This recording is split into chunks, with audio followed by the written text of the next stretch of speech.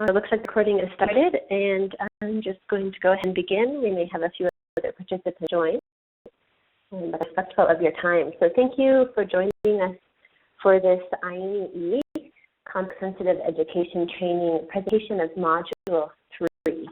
Before we begin, I just want to explain that the Module 3 is part of the 8-module pack for the training, and you can see the websites for all 8 modules are available, including the facilitator's guide, the activity handouts, and talking points, and the materials there on that front slide, and also show that website again, the last slide. Because our group today, I'm going to make sure to monitor the chat box here. So if you have a question, feel free to click on the icon that's the raised hand, and I'll try to be monitoring those while I speak. Questions that I'm not able to address while I'm presenting, I'll stop at the end and we can have a discussion then. Let me get started by just introducing a little bit about myself. My name is Cynthia Cruz, and I am the Conflict Sensitive Education Capacity Development Coordinator for INEE. I'm working on promoting this training package, and I also deliver the training in 5 different countries throughout 2014. My background is in conflict and education and monitoring and evaluation. I've been doing it for about a decade, and I've worked for agencies like Save the Children, the Global Coalition to Protect Education from Attack, UNICEF, and USAID in countries including Armenia, Kosovo, Philippines, Haiti, South Sudan, Guatemala, quite a variety of different types of conflict contexts. A little bit about me, and go ahead and get started.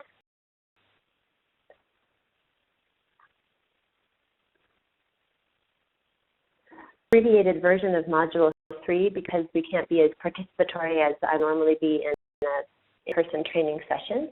And the objectives for this module is that you would understand why program details matter in being conflict sensitive, and familiar with some of the questions you might ask to do an analysis of the interaction between your education program and the context. In addition, that we use of conflict-sensitive education throughout the INEE materials is an adaptation of the definition provided by conflictsensitivity.org. So 3 definitions. The first is to understand the conflict context, and presented in the training materials by Module 2, which I have already presented in the webinar and is recorded and available on that website I mentioned earlier. This module focuses on step 2 of conflict-sensitive education and is the two-way interaction between the conflict context and education programs and policies. And the third step is to then take action to minimize the negative impacts and minimize the positive impacts that your education program can have on conflict. I'm focusing again, as I said, on step 2 of the definition of conflict-sensitive education that we use throughout the INEE material. This is to illustrate what it is we're focusing on for this module. The gray circle on the outside is what you would include in your conflict analysis, and this is covered in depth in Module 2. But what we're focusing on here in Module 3 is the interaction between each of these group elements of the conflict analysis with these details of the education program. I want to remember that the delivery of education brings resources into a resource-scarce environment, building where there wasn't one, or a teacher training program where there's little opportunity for professional development. Whenever we're bringing resources into a resource-scarce environment, this has inherent risks where violence and force is used to control resources. This is the motive behind our need to be conflict sensitive whenever we're delivering education resources into a conflict-affected context. So we do this analysis by asking a series of questions according to the EDGE program parameters. Most of this presentation is printing this set of questions. Those questions have been adapted from the Do No Harm tool, the collaborative development action for education. And you find more resources from CDA on their website, www.cdacollaborative.org. And this website is also cited in the INEE material. So look through some of the analysis questions we may ask ourselves. when we're moving through step 2 of conflict sensitive education.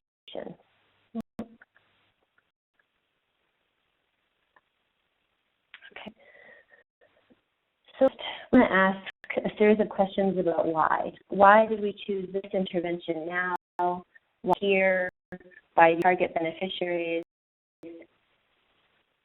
And some of those questions based on what we find in our conflict analysis. Very importantly, when we're asking ourselves why analysis questions, we want to make sure we know to whose perception of needs are we responding.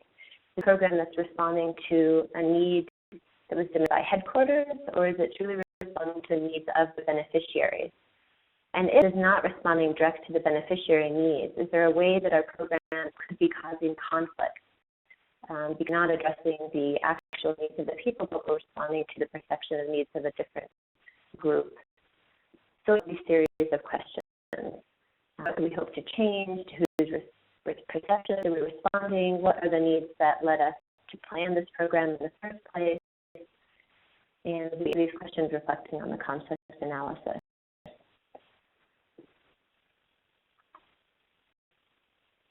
Into the program parameters, where are we delivering this education program? Which camp are we choosing to put the temporary learning space in? Where are we choosing to rent the space to deliver the teacher training? What area did we use to choose this location? We want to include questions about why did we choose the sites we chose, but also where were not included and why did we not choose those sites? Wanting to deliver services to one side of the faction or conflict and both is where programming could become caught up in disputes over land claims. Does with internally displaced communities in this location help legitimize and make permanent their dislocation? Well, when we're asking the where questions, if target area matches a geographic dividing line of the conflict, this leads to conflict. For example, where historic exclusion of a minority group has resulted in tensions between the minority and the dominant power group. And now this exclusion and discrimination is that the minority group has very low education level. If an education program targets the minority group, then they may be perceived as supporting one side of the conflict. It's very common we do our needs assessments that we identify the population in greatest need, and then we may target that population with education services, and this is a strong rationale, of course.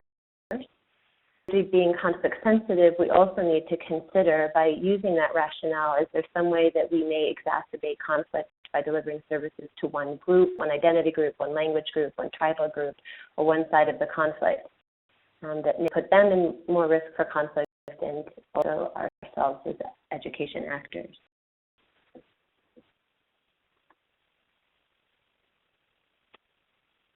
Then the questions we want to ask ourselves is for whom? So whom can be related to where, of course. There's a lot of overlap there. Part program targets can be a conflict flashpoint trigger for violence. Don't benefit from the program are always going to feel left out. Ask yourself about an example from your work where targeting certain beneficiaries led to conflict unintentionally. An example from programs that I have observed, often there are programs that target foreign soldiers with education resources, because it can help consolidate peace by providing this group towards an alternative livelihood or skills or reentry to the education system and prevent their remobilization. Non-beneficiaries perceive that the former child soldiers are receiving significant resources. The perception of inequity can build over time and ultimately result in violent acts and conflicts between the two groups. Similarly, targeting girls with scholarships can cause conflict with boy students and put girls at risk for violence on their walk to and from school. And that's another dynamic I've also observed. So not to say that we don't use these rationales, but when we're delivering conflict-sensitive education, we want to ask ourselves types of analysis questions about for whom are we targeting, and link that to what we found in our conflict analysis. Particular attention to whether there's an overlap between the lines of conflict division and our target beneficiary groups. Also consider those who do not benefit here and who are aware of the resources being delivered will have in with the target group and whether it will put the target group at risk. Just pause for a second here and scroll and see if there are any questions. Okay. Let's see. We'll move on. This is one of the oft overlooked series of analysis questions I find with us as an education community. We consider by whom. Who are our staff? What are their ethnicity, faction lines, nationality, gender? What languages do they speak? The delivery of our program in certain geographical areas into different groups. But who is implementing the program? All these terms. If we hire staff based on merit, this means that we inadvertently represent a dominant group in the conflict. For example, in South Sudan, if we hire all staff returnees, but immigrants from Kenya and Uganda, how will this be perceived by the local population, the Dinka and the Nuer, who may have the same education qualifications, a very powerful group within the conflict? And we'll choose a rationale that is to hire a merit process. We want to consider some conflict-sensitive education strategies that could perhaps ameliorate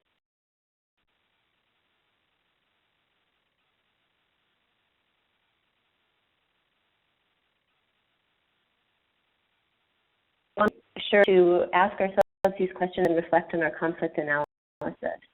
Relationship with the different political parties or armed groups in this country.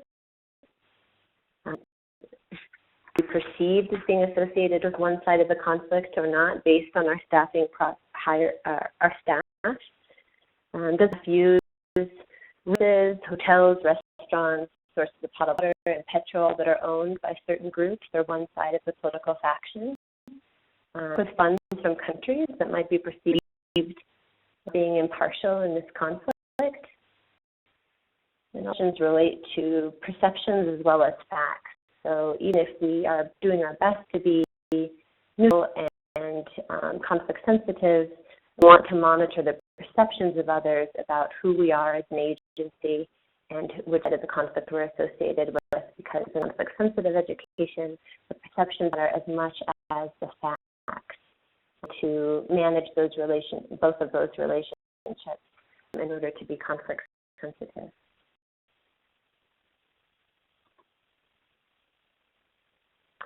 So these are reflection questions that are looking at analyzing how are we delivering our education programs, and how does that relate to the findings from our conflict analysis? What is our mechanism of delivery? How exactly do we work? What forms of decision-making do we promote with that communities? Those involved in decision-making represent the communities. How exactly do we behave? Is there a difference between low staff and at? Of course, as I mentioned earlier, we want to answer these considering both the facts but also the perceptions of different conflict groups. And I'll give you an example here. In Georgia, in the Caucasus, where an NGO had a set of computers that they wanted to deliver. They built a computer lab in a school. And they showed up at a school day and delivered the computers into one of the classrooms, and then they handed the key to the person that was managing the school at that time. They had conflict analysis, and so they didn't realize that the school was being used in a split cycle with Russian-speaking students in the morning and Georgian-speaking students in the afternoon. And the person to whom they handed the key was one of those groups, we'll say the Russians, for the sake of the example. And of course, this caused a lot of tension between the two groups: who was going to control that resource, how it was going to be managed, which classroom the computer is located in. And this caused a lot of tension that the NGO then had to go back and manage. This is a very simple example of delivering a resource in a resource-scarce environment.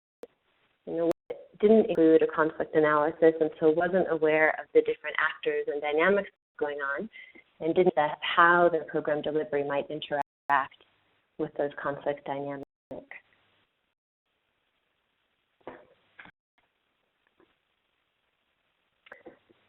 So then questions regarding when. Decisions over when a program's activities take place can also contribute to tension. Think for a moment about the programs you've been involved in. And anybody think of a time or an example of where the timing of your education program led to conflict?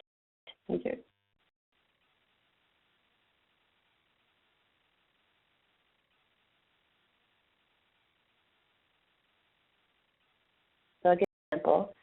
In countries I've worked with, the minority group observes different religious holidays than those of the majority group. So the annual school calendar observes one set of holidays and consistently ignores the other group's holidays. And this has resulted in tension over time that can be a trigger for violence on one particular holiday.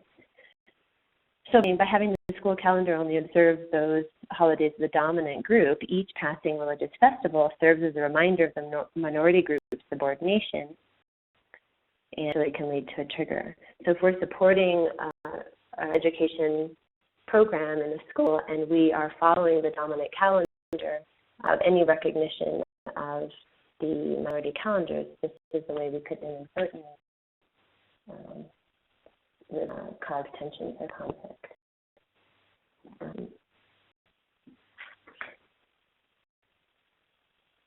When we think about timing, we want to think about how the expectations are raised. For example, if we deliver temporary learning spaces and teacher trainings in camper for a displaced population, our emergency funding cycle ends in 6 months, we raise a certain level of expectation in that area that may education expectation that may have existed prior. And so if we depart without any communication strategy or attrition strategy or handover strategy, this could create tension, conflict for group who received services, and then over a short month, all the resources would end. So when emergency funds end, there's a gap in service delivery, and gaps in social services delivery is known to be a cause of conflict, typically embedded in a society, and could be a root cause. So as education actors, we want to make sure that the resources we're delivering are considering these questions about when, and consider found in the conflict analysis, and try to avoid social service gaps and thus contributing to conflict.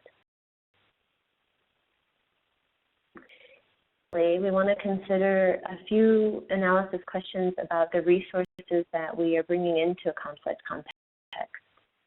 This may include money, training, vehicles, radios, petrol, water, school construction bricks.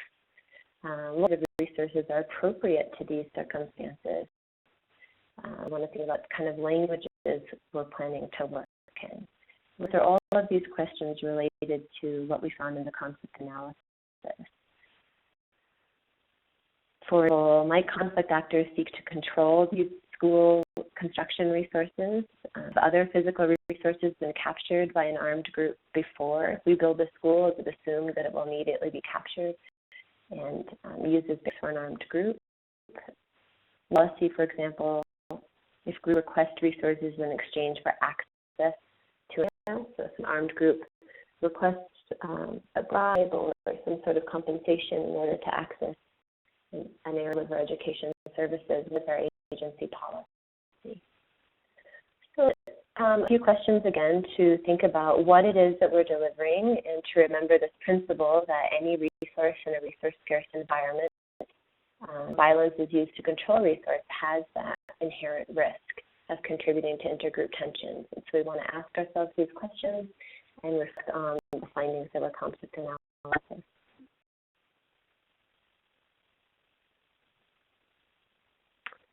This is a slide of the INEE minimum standards.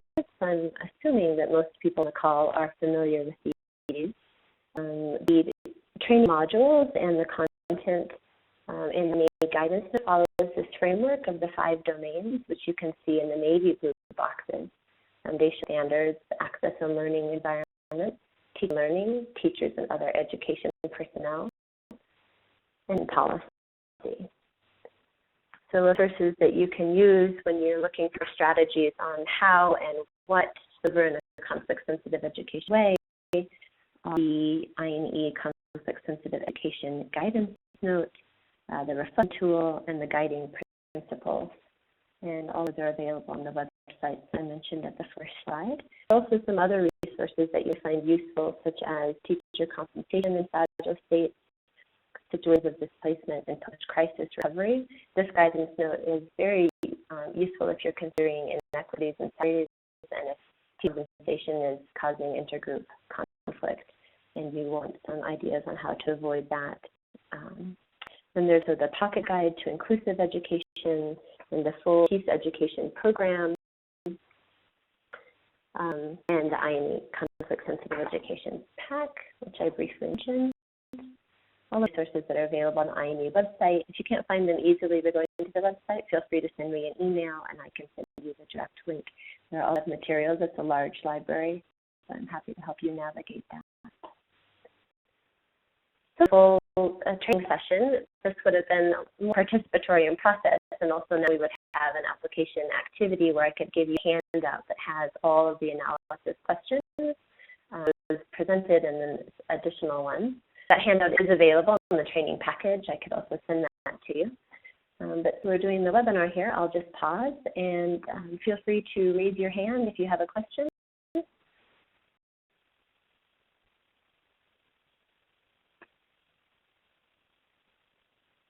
you're in trouble with the icon, you can also type it down in the chat box.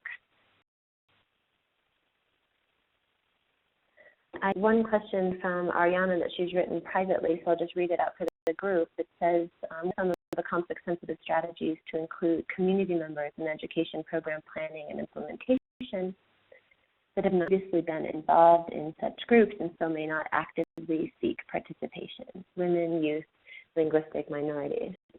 This is a great question, and all of us who work in education delivery have at some point talked about how participatory our education strategies are, and the whole section in the conflict-sensitive education training that really asks us to unpack what we mean by community participation and examine the assumptions when we say the community is involved.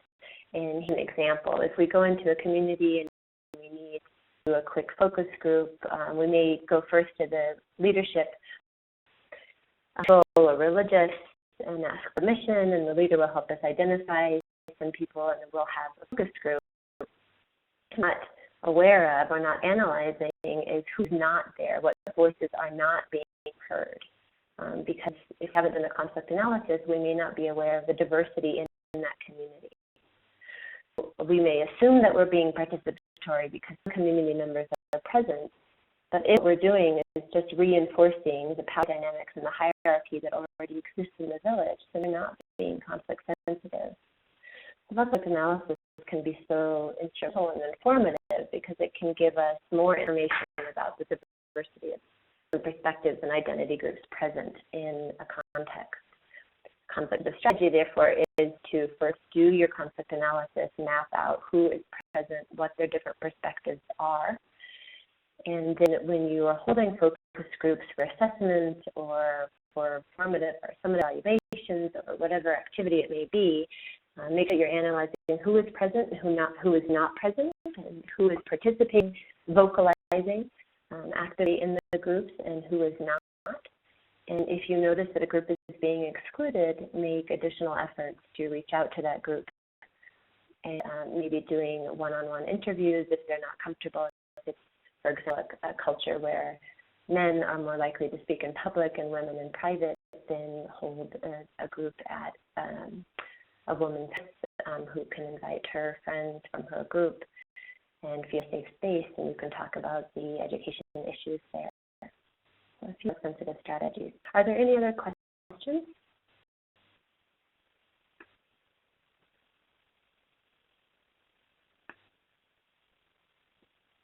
Okay, I don't see any questions, so I'll close by saying that many of the resources that are available, and I'm happy to direct you to those specific links, is something Kai sends me an email at cynthia.coons@ineesite.org. or you see at the bottom of this slide, CSE training at INEEsite.org. I want to highlight a few key resources. Are lists of questions that you could use as a question bank to select items to include in your education assessment or conflict analysis. These 3 documents are the Education and Fragility Group's Analytic Framework Matrix of Questions, SAID's Education and Fragility Assessment Tool, and the Fast Track Initiative Progressive Framework. Together, these are about, looks like 100 questions that have been tested and reviewed by a broad group of education actors. You can use this resource to help make your assessments more conflict sensitive and to also build tools for conflict analysis. Finally, see the link there for the INEE CSE PAT Guidance Note Reflection Tool and Guiding Principles. These are 3 tools made by INEE members that serve a variety of purposes and inform the way that we're delivering education and ensure that it's conflict sensitive. If there are questions, then we'll close the webinar here and hopefully in touch over email.